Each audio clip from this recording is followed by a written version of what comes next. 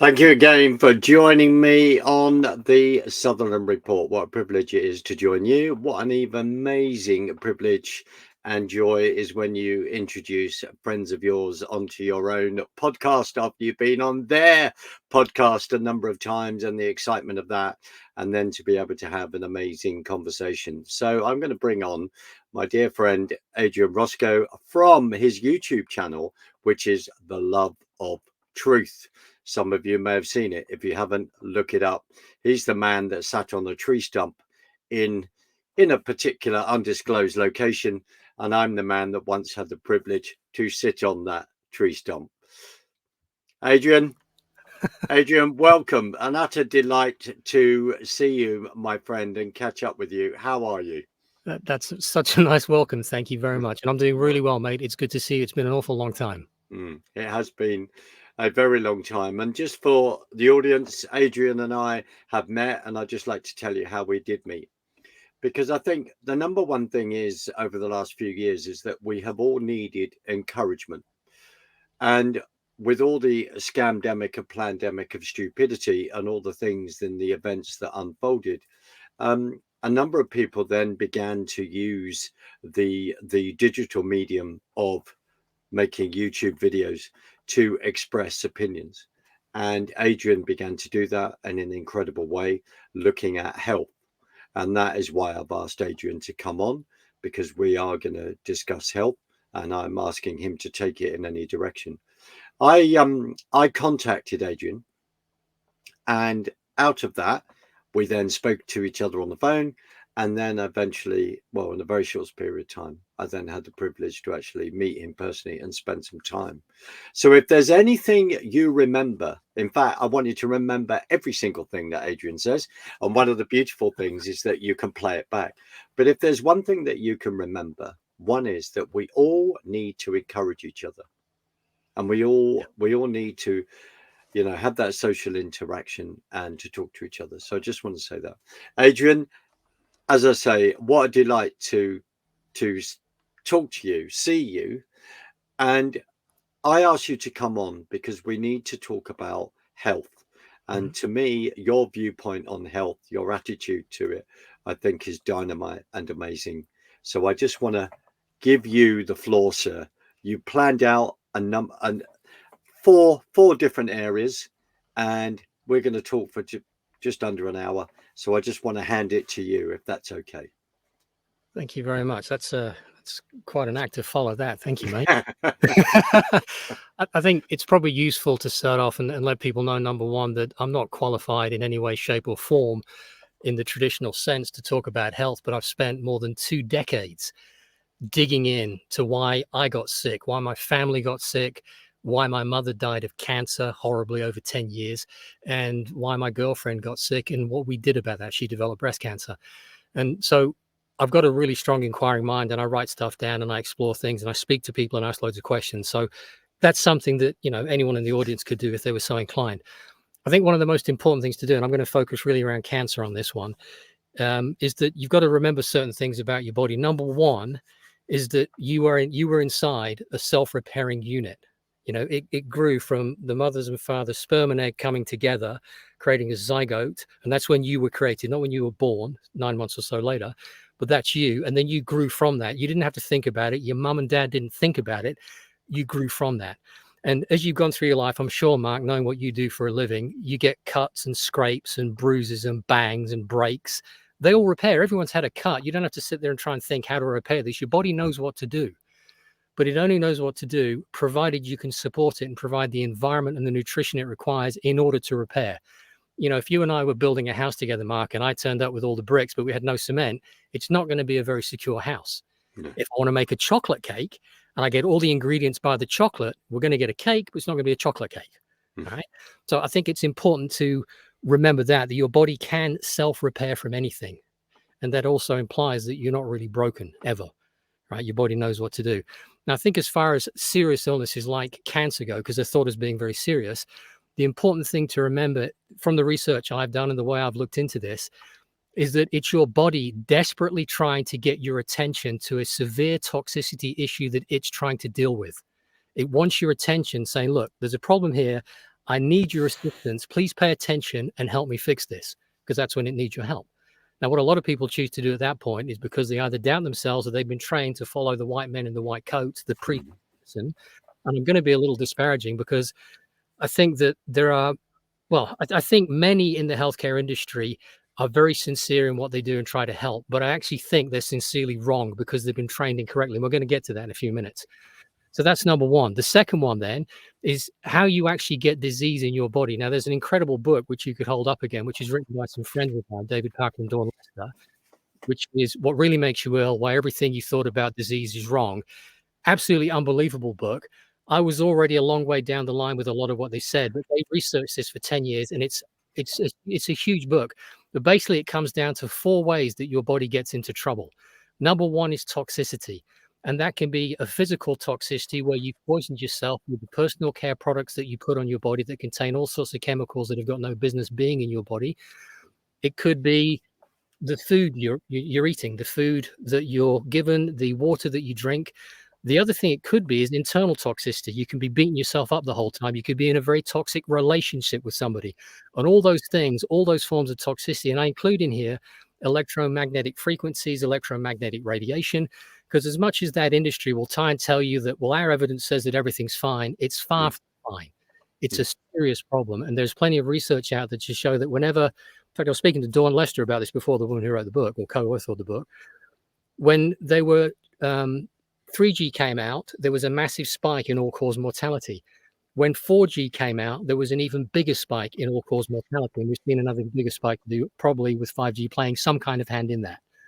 So electromagnetic frequency and radiation. It's interesting to note, by the way, that your body requires you to sleep, as we all know, and you produce melatonin when you sleep, which is a very strong antioxidant. It repairs a lot of your body while you sleep. For some reason, the frequency that the Wi-Fi routers put out is 2.6 gigs, which is right around the frequency that really hinders your brain producing melatonin while you sleep, so you can't repair, which is really unfortunate, which is why it's also useful to turn your Wi-Fi off when you go to sleep if you can. So can I just interject here? Arthur Furstenberg, who wrote the book The Invisible Rainbow, brilliant book. It's behind me somewhere. Yeah. And I spoke to Arthur, and I need to interview him. Mm-hmm. He raises all that in regard to the Earth's magnetic field, how it affects us. His interesting link between the Spanish flu, the spread of telegraphy, then going into the Cold War, missiles going into Europe, then going into the Hong Kong flu, satellites going up, and all the rest. So totally to back you up. There's a ton of evidence for that. And by the way, if you drive an electric car, you might want to be thinking about the level of EMR and EMF that you're exposed to every day you're driving that. Wow. Because you're in a massive magnetic field because of the electric motors. So you've got toxicity. Sorry, go on. No, I was going to say, sorry to interrupt. Sorry. Yeah, which is an interesting way that they're pushing electric cars as well for all sorts of reasons, but that won't be one of them, surely.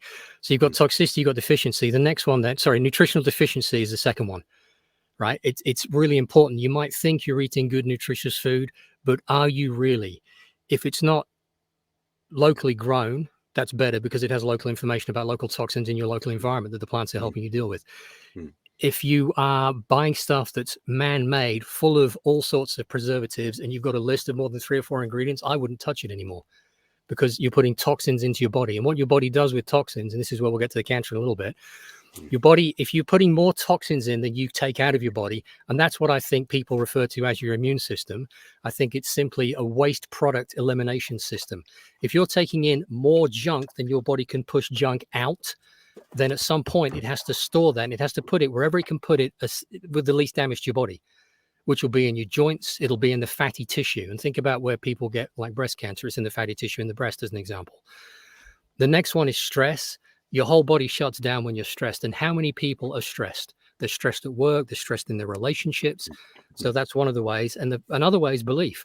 Now, you've probably all heard of the placebo effect, which is where you are given, say, for example, a sugar pill instead of the normal drug that you think you've been given, and you have exactly the same results from it because it comes down to belief. That also works, by the way, in terms of physical surgery. I was reading a study a while back, which was fascinating to me, that a guy was doing it, I think it was for veterans, and he was doing surgery on the knee. So he'd cut the knee open, he'd clear all the junk out, and then stitch it all back up. And then the people would have, some relief from that. They'd be able to move around. He'd been reading about the placebo effect, and he decided to try something. He started doing surgery where he'd cut the wound open, he'd then stitch it back up. He did no surgery. The interesting thing was the recovery rate and the mobility was higher in those people than the ones he'd done the actual surgery on. Isn't that interesting? Wow. The other interesting thing with the placebo effect is that the bigger the placebo, so the bigger the pill, the more effective people assume it to be. If it's an injection, it's even more effective than a pill in their mind. The other side of that is called the nocebo effect. And the nocebo effect is where you get sick because you believe you will. And I'll give you there are unpleasant examples of that, but you can read plenty of case histories on it if you want to go digging for it, where a doctor will say to someone, right, I've got your diagnosis. And by the way, dies too. So 2 thoughts on that. I've got your diagnosis and you're going to die in 6 months of cancer. And they dutifully go ahead and die as they've been instructed to by the man in the white coat. An autopsy is done. And all of a sudden they have nothing in their body relative to what they were supposed to die of. And the doctor then realizes that he'd given the diagnosis to the wrong patient. Wow. That's how powerful thoughts and words and belief are. Right? So we've got that now. If we move on to allopathic medicine, I am not a big fan of Western medicine. People may vary on that. That's fine. This is just based on my experience and the failings I've witnessed in that. And again, it's not because people aren't sincere to help people in that, but they're sincerely wrong because they've been trained incorrectly. And I'm referring primarily to where they've only got certain modes of operation. One is to cut, which is surgery.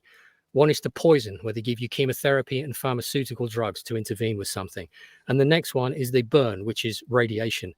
And they don't really have a good track record. When you look at the survivor rates, particularly in cancer for all those, they don't really go beyond 4 years or 5 years, as far as I could tell. You do see some, but most of the studies end before that. What's really interesting, Mark, certainly in the chemotherapy side of things, if you die while you're taking the chemotherapy, they don't count that as a chemotherapy drug because you didn't complete the course. So it's not counted as chemotherapy death. Isn't that interesting for skewing the numbers?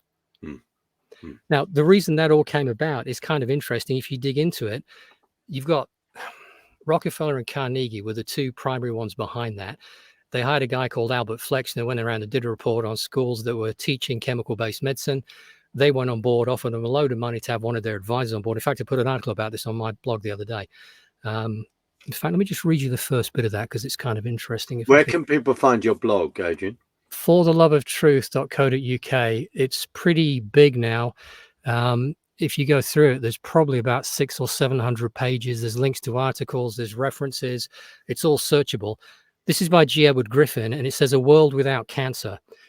The takeover of the medical profession was accomplished by the takeover of the medical educational institutes. The people we are talking about here, especially Rockefeller and Carnegie, entered the stage and declared they were going to invest a great deal of money in the educational institutes. They offered a lot of money to the educational institutes that were willing to cooperate with them. They told the institutes, we'll give you all this money. Would it be too much to ask if you put one of our people on your board so we can make sure our money is well spent?" And it went on from there. I met E.G. Griffin last summer, actually. Interesting guy. Very. Yeah, so that basically is how that whole industry was captured. Now, it's interesting because a lot of people think, well, it must be good because there's so much of it. No, it was purely money and profit driven, which drove all the other modalities of healing, like homeopathy, which is incredible, naturopathy. You've got Chinese traditional medicine, which I'm very interested in as well. All those things they've got their place and they're good at certain things, but they all got pushed to the background because this big money machine wanted to make profit. Yeah, it didn't want to make people better. You're not a good customer if I make you well because you're no longer a customer. Absolutely. So you've got that. So what I'd encourage people to do, if you do get sick, one of the first things you'll notice if you go to the traditional route to see the doctors and all the rest of it, they're going to put the fear of God into you and worse, because in a fearful state, you're very easy to manipulate, which is unfortunate. So I would start asking lots of questions. Get yourself a book. If you go to see someone, take someone with you that's got a clear head and have them ask questions and write things down as well, because the questions are going to expose what your options are if you go that route. What I've got here, just one sec. And also pay attention to your feelings. When you're asking questions, pay attention to how your body's responding to what you're being told. If you're shying away from stuff, back up. You're not dead yet. You know, it's your body asking for help, and it's asking you for help. It's not asking a third party for help. This again is just my approach of how I would go about it. Now, when you turn your attention to tumors in the body, they're a really interesting thing, because as I dug into this thing and really started to look into it, when Helen got cancer, and I decided I can't lose anyone else around me because it's just not right. So I quit everything and just studied and asked questions and read and devoured stuff. A tumor, it helped me to think of it like it's like a fist surrounding a problem. So it's an encapsulation of something. And if the problem's inside the encapsulation, to me, it doesn't make a lot of sense to want to stick a needle in it and free whatever's inside it that your body's gone to all the trouble of capturing. Right. Which is what a biopsy is. In fact, it's very interesting when they look inside the tumors. Some of the research I looked at, every single one had a white nodule inside, and that white nodule, if they bothered to look at it, it was some kind of fungal problem, which is really interesting. That led me to the work of Dr. Tullio C. Mancini, who's an Italian doctor who was an oncologist and decided he couldn't stand basically torturing the children with chemical drugs. Right. And he started to look into other things, and he worked out that pH was really, really important, and alkaline pH in particular. We'll come to that in a bit. And he found that he could take bicarb of soda and inject it into a woman's breast in the area where the cancer was, the tumor was rather, and the tumors would disappear. He could take someone who'd been written off by the medical industry because they no longer could help him anymore, and he gave them a nebulizer with bicarb of soda and magnesium in it, and their lungs would clear up. He could take someone that had the bowel was blocked by a tumor, and he would give them an irrigation, a colonic or that kind of thing, or an enema with bicarb of soda in it, and then the blockage would open up, the tumor would subside because the problem's gone away. Because it's important to remember that people think things like cancer are the problem. They are not the problem. They are the effect of the problem. And if you don't deal with the cause of the problem, the effect, even if you cut it out, the effect is going to come back and come back because you haven't dealt with the cause. You deal with the cause and it goes away because the effect is no longer required. That led me on to the work of Dr. Jerry Tennant. And this one was really interesting to me because he was talking about electricity and how the body is powered by electricity. So if you go to hospital, they'll give you an EKG or an EEG to check the electrical levels in various parts of your body, right? So your muscles are like battery packs, according to his research, and you have power lines that run front to back. And by the way, if you ladies, if you have a cesarean section, you actually cut through all the power lines in your body, which causes some things. Your teeth are the circuit breakers. They're like the fuses. So I had this, it must have been 3 years ago now. I was speaking to a subscriber who said he had cancer. And I was talking to him on the phone. And I said, tell me where the cancer is, and I'll tell you where you've got probably a root canal. And he said, what are you talking about? I said, just tell me where it is. And I told him which tooth it was, looking on a tooth chart. And he went, how do you know that? I said, because that is a broken circuit that's no longer providing electrical current. So what's interesting about electricity is he studied salamanders. If a salamander loses a limb, it can regrow a limb. If it loses up to, I think it's half its brain, it can regrow half its brain. Wow. And what happens is when you're living normally, your body's running at about minus 25 millivolts. That's normal health. If you have some kind of injury, you need to get the voltage up to minus 50 millivolts. And your body also trucks in a load of nutrients to the area, which means you get inflammation. So it's bringing more resources, more nutrition, removing more of the junk away. It's doing all those things. If you can't get the voltage up or you haven't got the nutrition, you have permanent inflammation. What's really interesting as well is that a tumor needs minus 70 millivolts to heal itself. But what's really fascinating, when people say, well, the tumor's causing all this additional blood flow, it's your body creating the additional blood vessels around there to create the blood flow. It's not the tumor doing it. It's not telling your body what to do. Your body's doing it as a natural function. And I think that will become clear in a minute. If you get to minus 15 millivolts, your voltage drops, you get tiredness. If you get to minus 10 millivolts, your body starts to get sick. If you get to minus 5 millivolts, your organs start to stop functioning properly. You get to 0 millivolts, you get a polarity inversion. So plus becomes minus, minus becomes plus. Like you get in rechargeable batteries. You can't charge them back up at that point. Between plus 5 and plus 25 millivolts, I think it was, you get RNA and DNA damage, which are the instruction set that run the systems in your body. And at plus 30, you get cancer. So, and pH is a measure of voltage, but it's also a measure of the amount of oxygen in the cell and available to the cell. So at that level, at a very low oxygen level, cancer develops. Now think about this, your body's trying to repair it. So is it not going to create more blood vessels to try and get more oxygen into the area to repair it? Because that's what it's doing. It's trying to heal the problem. So Right. that's basically what's going on in that area. And I found that particular research fascinating. I've got an enormous mind map I did of it. And I'd encourage people to go and have a look at that because it makes sense of so many things.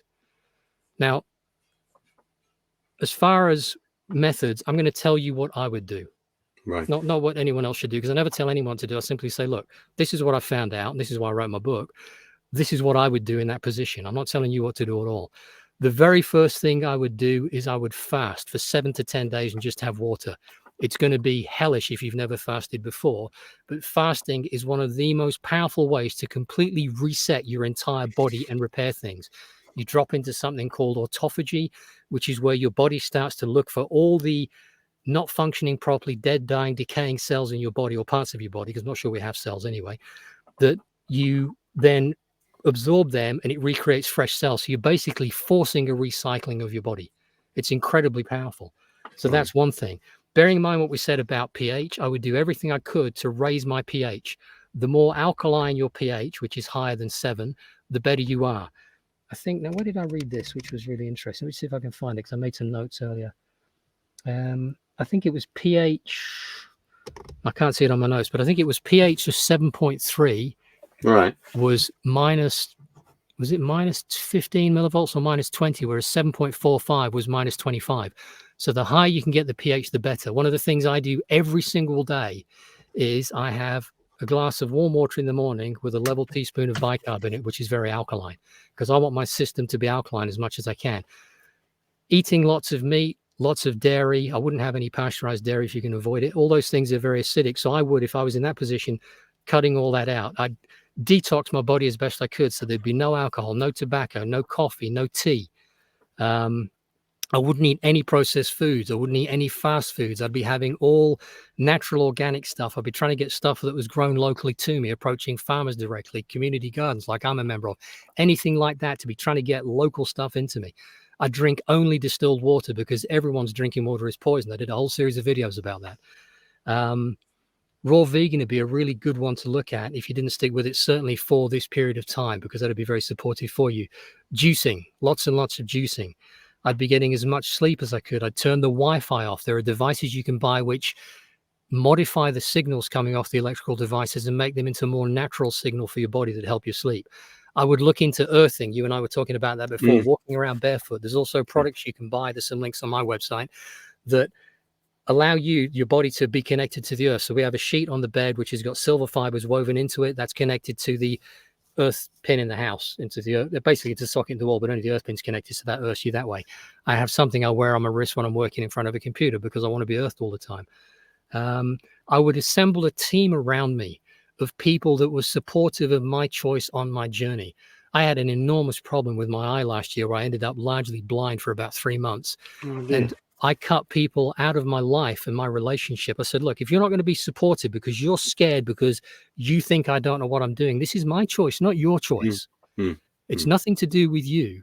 So if they're like, well, you have to do this, you're being irresponsible. And basically I said, look, you're displaying all the fears and the ignorance you have on the subject of health in your own life. That's fine for you.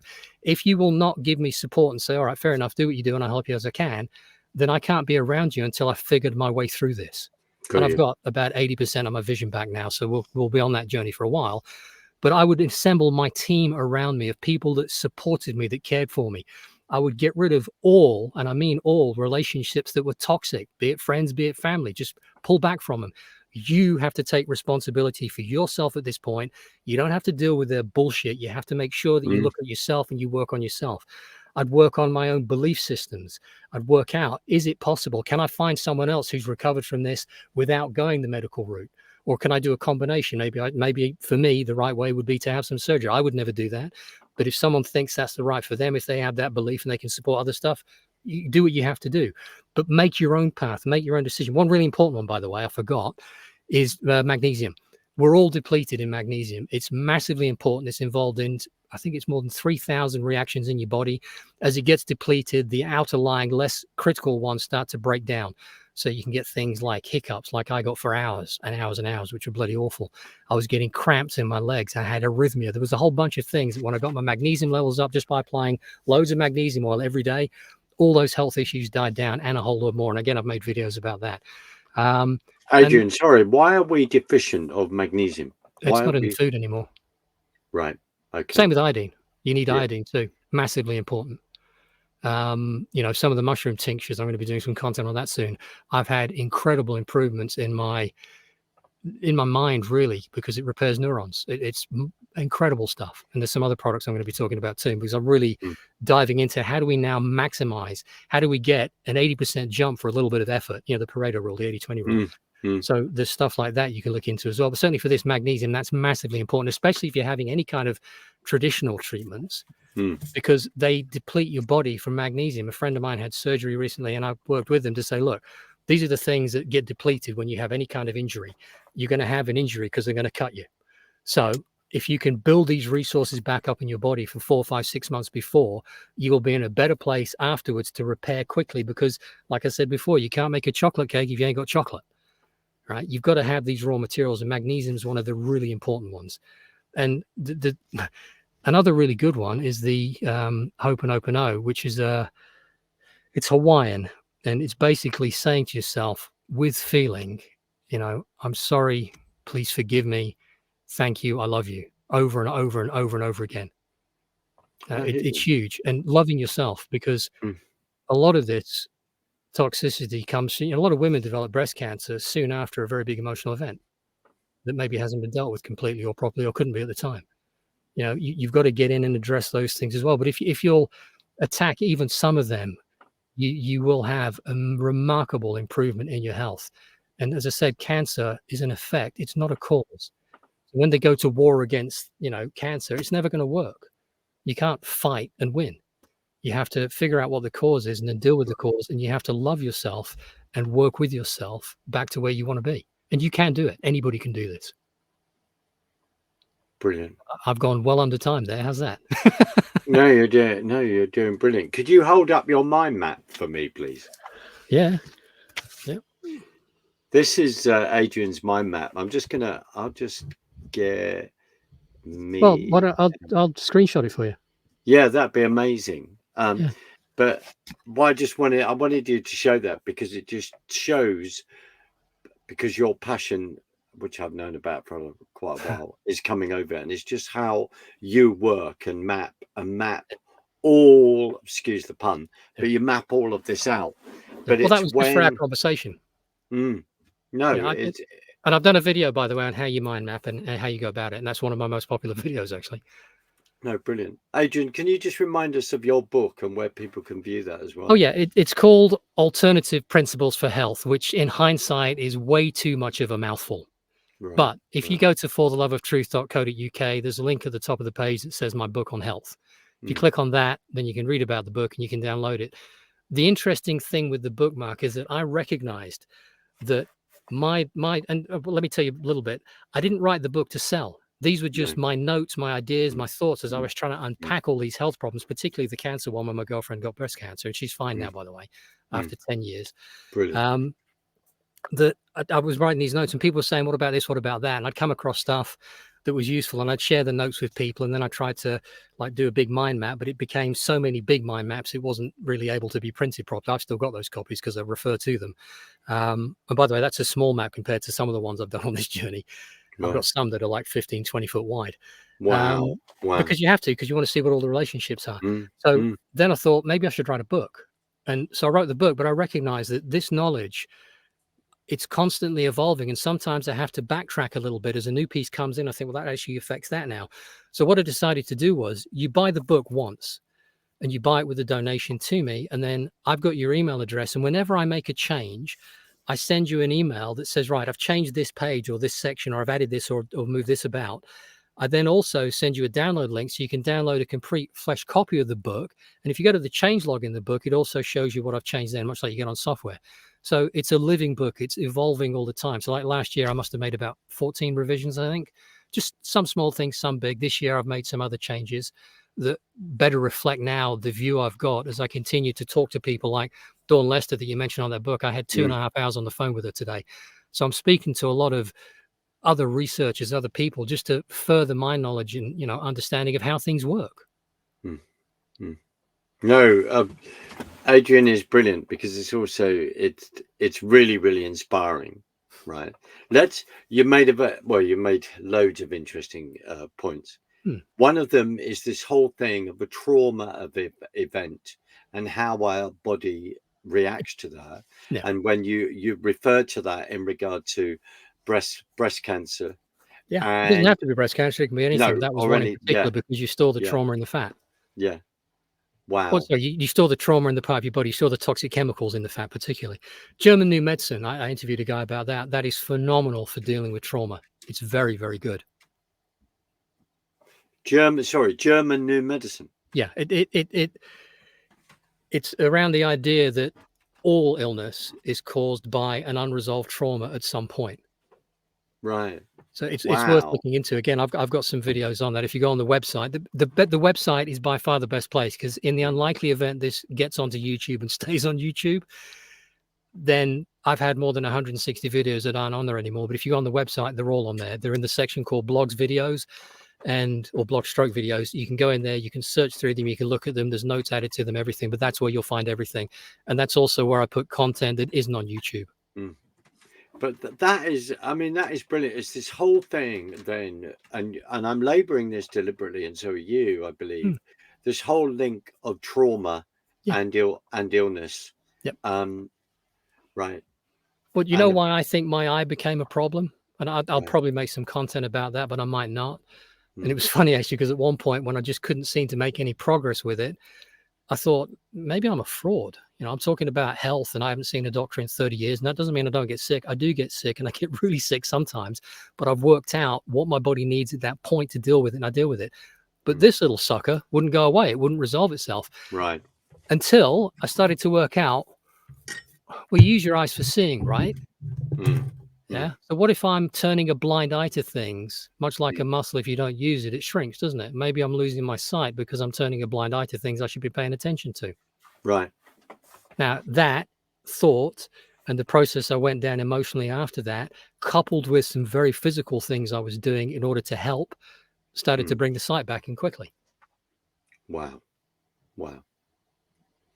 I love when you're talking about the And sorry, so one God, quick no. thing as well. There's a woman I know called Brandon Bays. I haven't seen her in probably 30 years now. Interestingly, she was the wife originally of Dr. Bob Bays, who was one of Tony Robbins, the motivational guy, one of his original business partners. She had a tumor the size of a beach ball in her uterus, huge thing. And she developed an emotional release program, which I was one of the first ones on that course decades ago. And before she'd done that, she did this process on herself and she got rid of that tumor over a weekend. Because here's the thing, if you deal with the problem, you work out what the messenger is and you fix that problem, then the messenger's finished and your body will simply reabsorb the tumor because you don't need it anymore. Adrian, I mean, you and I have, there are other people that we are very aware of that have been talking about health issues over the last few years. And because of events that have gone on that we won't have to mention, for a number of us, we have gone down so many rabbit holes in regard to our attitude to health. Yeah. And I think for a number of us, and at times I'm still there is so much of our own programming that we're having to deprogram ourselves to then look at things in a different way, because the programming on the other side, I'd say evil, has been so deep, so much. So we've had all this battered at us in so many different ways that it has been a real challenge to get through it. And that's why, and I'm just going to show the book again. That's why, books like this, the research that but she's written another book as well, don't you? Sorry? They've written another couple of books as well No, about I'm not, reality. Right. Yeah. Right. And what are they exploring in those books? How this realm really works, how it functions, how it seems to respond to thought and prayer, all sorts of stuff like that. But you're right. I mean, the whole conditioning system is really interesting. The further down the line I've gone with this is going to sound a bit kooky to some people, I'm sure. I can't even begin to comprehend how powerful we are as beings that it's necessary to take a little child to start stuffing needles and poisons into them to try and dumb them down, to stop them developing, that you put them into a schooling system that isn't about education. That's a fraud. It's about creating a good quality workforce, that you brainwash them for all this time. And then if you want to get the really smart ones, you migrate them into the further education and degree and PhD system, so that you're narrowing this thing down so they can no longer see what's going on. And they are programmed. You put a programming device called a television in the corner of every room in some people's houses I've been in recently. Got 3 and 4. I'm like, holy shit. Yeah. You've got all this stuff constantly just bombarding your psyche constantly with junk and rubbish information and distraction, so that you can't even think. And then the older people in the society, I don't even like using that word society because it implies something. The older people in the world with us, they're supposed to be the wise ones that we go to for wisdom, for knowledge, because they have this thing called experience. And yet most of the ones I know are sick, they're decrepit, their minds have gone, because they're all being poisoned to death, so that they're not old enough to start making some noise like we make noise and go, listen, guys, something's going on. Start thinking, start asking questions for yourself. See, I don't care, Mark, what people think of me, but I care passionately that they think for themselves and don't think the thoughts that someone else has placed in their fucking mind. It's their thoughts that should be there, not somebody else's. It's interesting, isn't it? Because when we say that, it's a bit like I say, I don't ask you to agree with me. I just want you to go away and think and do the research and come back, so that we can have a discussion that says, wow, I've just found out this knowledge. I didn't realize about this. That's why I referred to Arthur Furstenberg earlier, when he was done incredible work, the book, The Invisible Rainbow, when he talks about the Earth's magnetic field, and then he's getting in, as I say, the Spanish flu, talking about the technological advances that affect human beings and affect the electromagnetic field, that, you know, electricity that are within us. I find your comment in regard to the electric cars is rather interesting. I had not thought about that. People are then sitting in like this huge electrical battery field, and how much that is actually then affecting them. That is, I think there's a study that needs to be done. Oh, yeah. I was talking to researcher Caroline Mansfield earlier on. We had a long talk. There's a particular product which I'll talk to you about some other time, but basically it's some drops you place under your tongue. The scientific research that's being conducted right now shows that it can remove nanometals, nanoplastics, and graphene oxide from the body. And the researchers found that graphene oxide wasn't just in the people that had had the injections, it was in everybody. So this is able to reduce it massively. So I'm really excited about that. But the reason I was talking to her, one of the things we were talking about was electromagnetic frequencies and radiation, how damaging it is.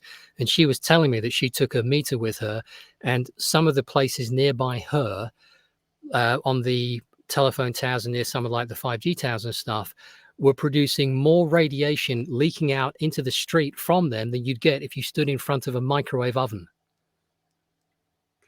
That can't do you any good. No. Same in, by the way, the same in electric cars. If you took a meter in there, I think you'd be appalled. If people could actually see and hear a representation of what was going on, they'd be horrified. And you and I meet this all the time, which is really sad because of, again, programming. And I'm not being rude. I'm not having a go at anyone, because it's taken us, where you talked about 20 years ago, 10 years ago, circumstances. It's taken us a while to then question everything. And wouldn't it be nice to be the one that put your own program in place instead of it being dropped in there without you knowing?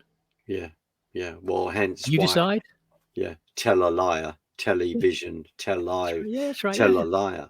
I mean, it's, and the television programming. That's right. Because, and channel, you watch a channel, and channeling something you do to the dead. Well, I have to say to everyone watching so far, Adrian has an incredible ability. It's about about words. Adrian is so on about words and brings that up. And you're absolutely right, because it's then also the words that we then speak over ourselves. I suppose simple things where it says, "Oh, I can't do that." Your words have you define things with your words, Mm. and words have meaning. So if I said to you, "Oh, he stabbed me in the back," that has a big biochemical impact inside my body. Whereas the same event described it as, "I wish he hadn't have done that." It's a softening word, isn't it? So you learn to start to recognize what word patterns do. And I'm very careful now about the words I use to describe things to myself and to others to have a different effect. Wow. No, that.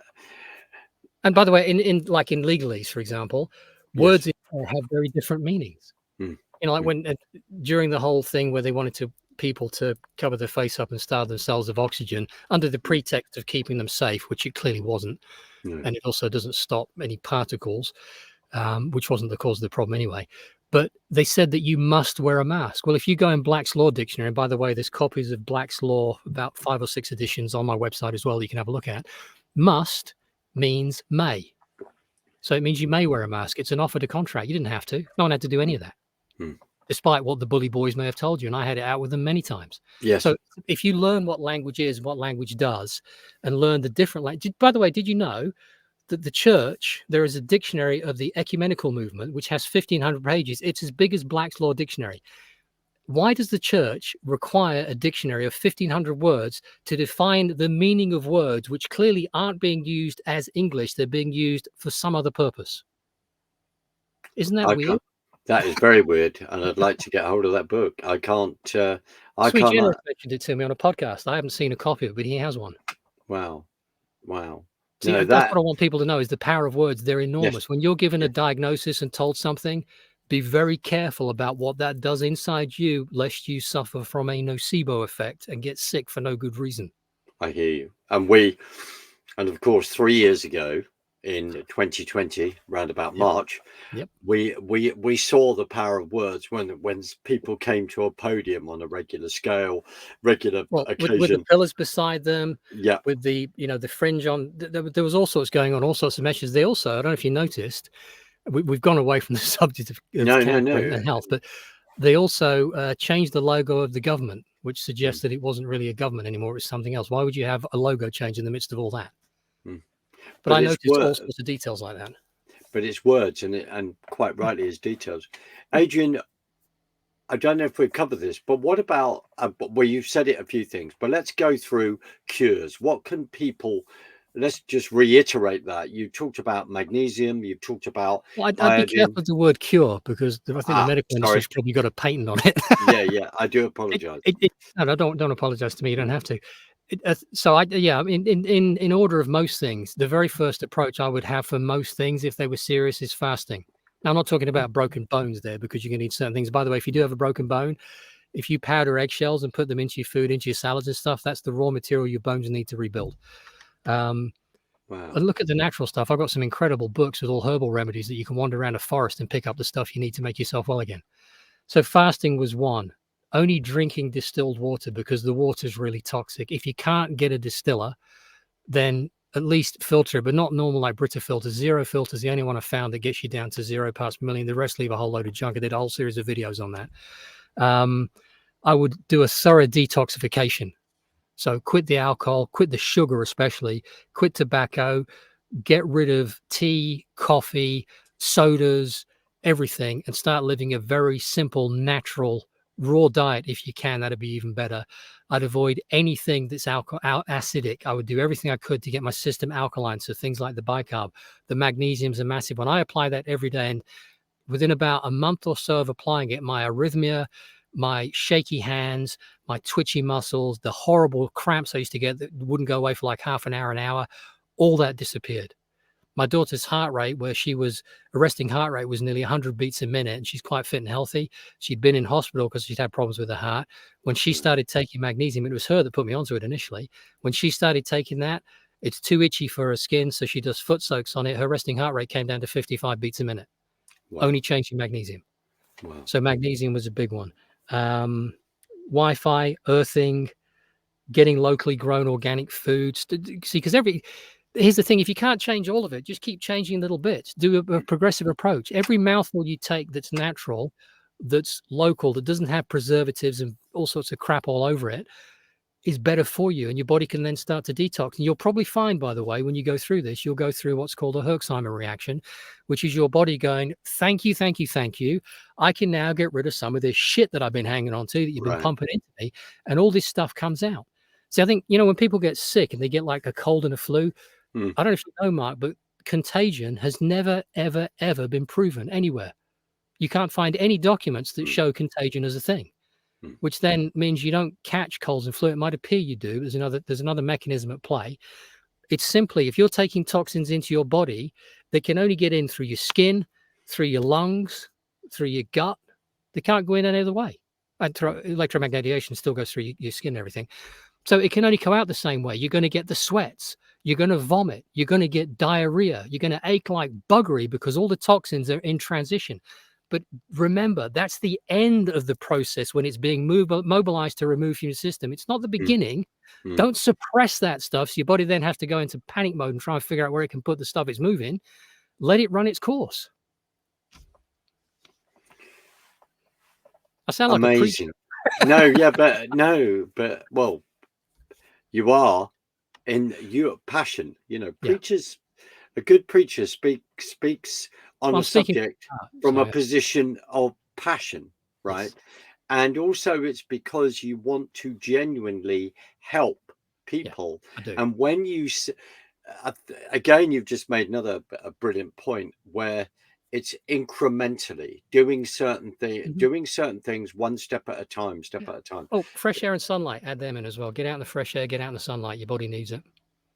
Well, sunlight is a huge issue in certain parts of the world, like Wales and Scotland, where you haven't got. Yeah, and absolutely. But it's interesting how that whole thing of sad disease, or it's too dark, getting out there. But this whole thing of the mental battle that we have on a regular basis, and then how we deal with that.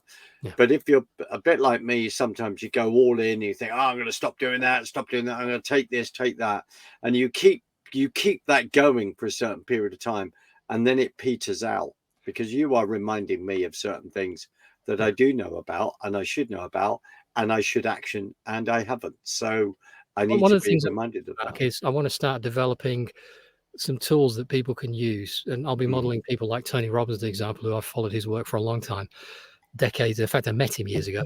That allow you to make permanent change, but it's not difficult to make. You can make it quickly, and it stays put. So that you don't because I think one of the problems is, as you've described it, you go along and you're excited. You think this is it, and you move towards it, and it kind of fizzles out and slows down, and life gets in the way, and this happens and that happens. If you can install it as a habit, then you don't have to think about it anymore. It's just something that you have to do because it's a habit. By the way, for people trying to break a habit is something you do without knowing you're doing it, like biting your fingernails. The moment you recognize you're doing it, it's no longer a habit. You're making a choice at that point.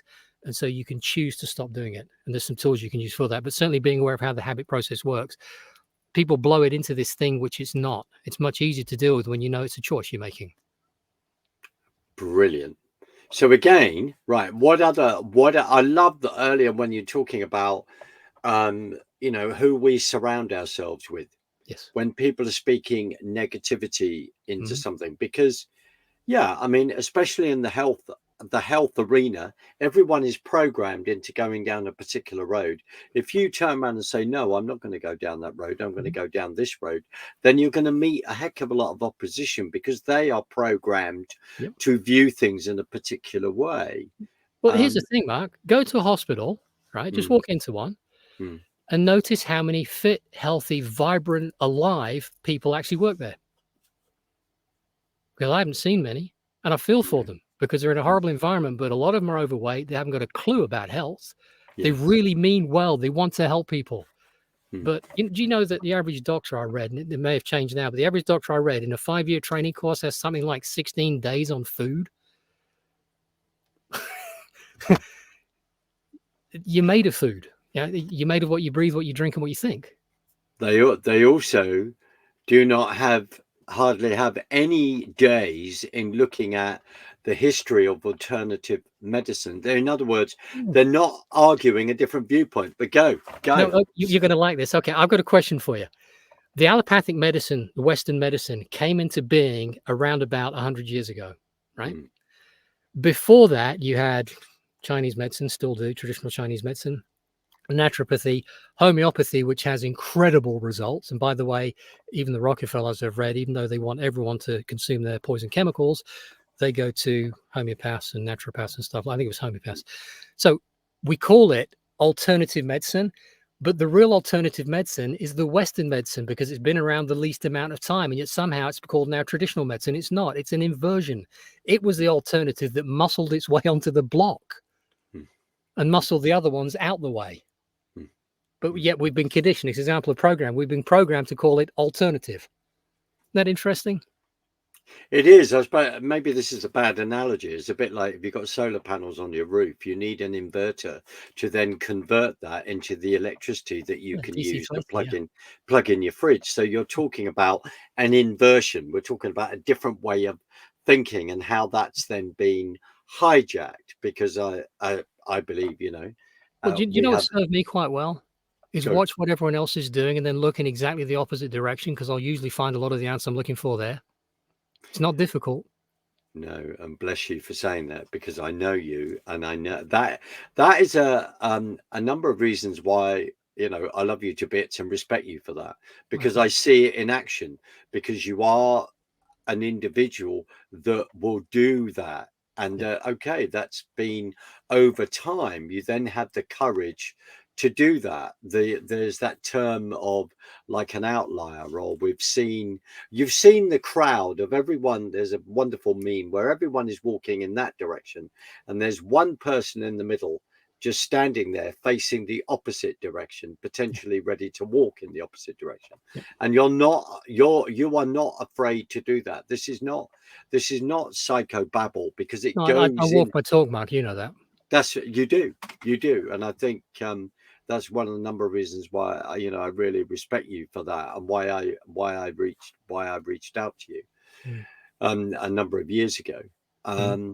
So magnesium, iodine, sunshine, air, turning around and Soda, loving right, yourself, juicing, and surrounding yourself with the right team, right. forgiving yourself for whatever you think you've done.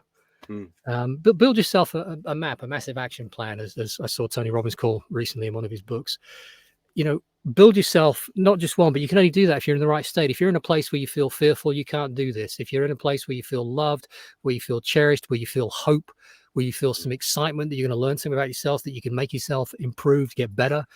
The other thing I would do as well is I would write down a bunch of reasons why I want to live and why I want to get better and thrive, because a compelling reason will keep you going. Right. Right. So I would do that as well. I'd work hard on that and just do as many of the other things. You'll write this massive list. What I'll do, I'll throw this mind map together and send it. You can put it in the show notes if you want for people to download, or I'll give them a download link or something. It is just my handwritten stuff, which I put together over the last couple of days. So it's not particularly neat and tidy, but it's relative and relevant to me of the points I wanted to discuss. So I didn't forget anything. And this is only a fraction of the things you could do. That'd be amazing because the other thing is I'm grateful for, and also to say this to everyone, is the effort that Adrian has gone in writing this and putting the information together and putting his book together and doing all his podcasts, building the website, is because again I come back to this, you're passionate about that, and you love people, you're engaging in people, and the people you turn around and go, well, how can I help you? That's the primary thing that drives me is how can I help? Which is why I did all the stuff about, COVID and poking holes in it and asking questions and putting alternative ideas in people's minds, because I thought people are going to be frightened to death. And I know this is manipulation. I can see it's NLP. I can see elements of hypnosis in this. I know what's going on. This isn't right. And I basically thought I might be a private man, but I can't sit by and let this go on without making a noise. I have to make a noise. No, well, absolutely. And a number of people did, and you were definitely doing that. I'm going to, Adrian, for now, I'm going to bring this conversation to an end. We're up to nearly 55 minutes, which is amazing.